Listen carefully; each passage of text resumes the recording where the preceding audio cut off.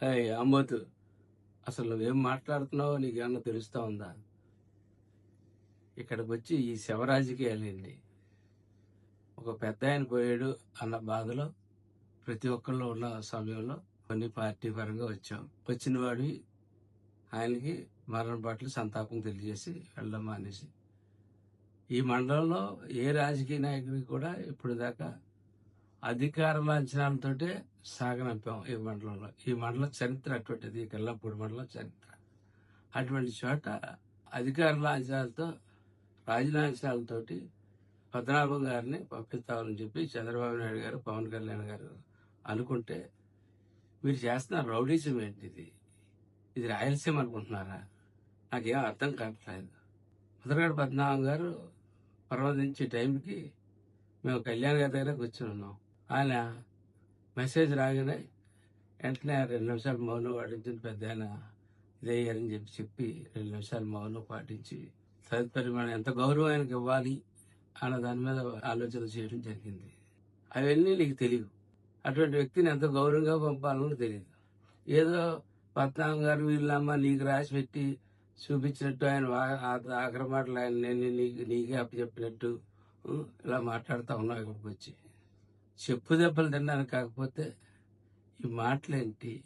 ఒక గౌరవ లాంఛనాలతో, అధికార లాంఛనాలతోటి గౌరవంగా సాగవలసిన పెద్ద మనిషి ఇంటి ముందు ఆడపిల్లను కూడా చూడనివ్వకుండా చేసి ఒక రభస క్రియేట్ చేసి శవరాజకీయం చేయడానికి నువ్వు మీ నాయకులు వచ్చారా? ఇటువంటి శవరాజకీయాలు ఏమన్నా ఉంటే మీరు పులివెందల్లో చేసుకొని కడప దాకా కూడా రానివ్వం. మీరు పులివెందల్లో చేసుకోండి అంతే తప్ప ఇక్కడికి వచ్చి ఈ శవరాజకీయాలు చేసి విషయాలు బట్టి నేను చూస్తా ఉన్నాను. చాలా కాలంగా చూస్తా ఉన్నాను.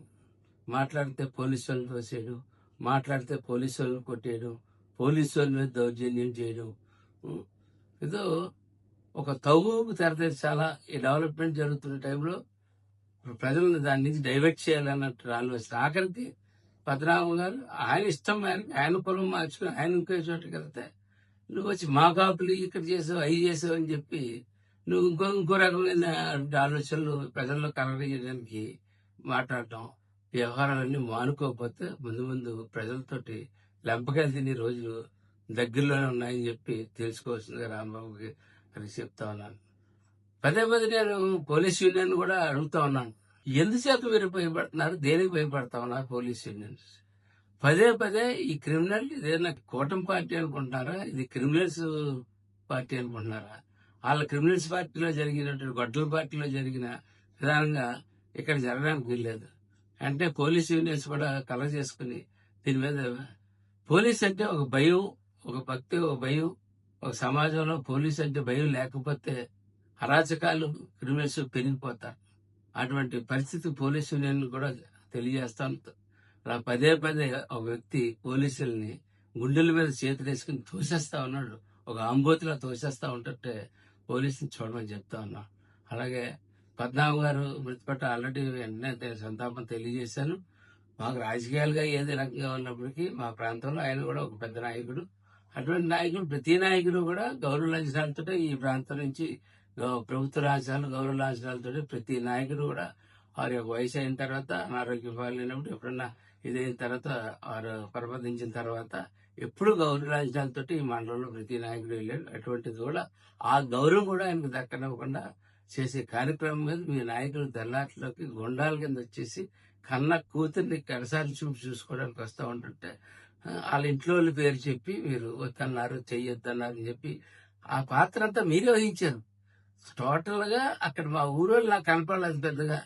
అంతా మీ రకరకాల మనుషులు, మీ రకరకాల మీ గుండాగిరి మనుషులు రకరకాల మనుషులు కనపడ్డారు తప్ప మిగిలిన అందరూ పాపం ఆయన పోయారన్న బాధతో ఆయన అక్కడ కూర్చుంటే మీరు చేసి రౌడిజం, ఒక ఆడపిల్లని అలా పంపించే సంస్కృతి ఈ నాయకుడికి ఎలాగా స్త్రీలు గౌరవించడం చేత కాదు, తల్లిని గౌరవించడం చేత కాదు, చెల్లిని గౌరవించడం చేత కాదు. ఆఖరికి ఆ చెల్లి రోడ్డు మీద పంపిన అలాగే కొంచెం పద్మనాభం గారు అమ్మాయిని కూడా కడసారి చూసుకోకుండా ఆ అమ్మాయిని కూడా భయపించిన విధానం పబ్లిక్ చాలా అసహించుకుంటున్నారు. అది గమనించవలసిందిగా కోరుకుంటూ, అట్లాగే ఇంకొకసారి ఎక్కడైనా సరే నీ అరాచకాలకి పోలీస్ ఫెయిల్యూర్ అయితే జనసేన ఉన్నదని గుర్తుపెట్టుకోమని చెప్పి తెలియజేస్తూ ఇదే ఫైనల్ వార్నింగ్ తెలియజేస్తా ఉన్నాను.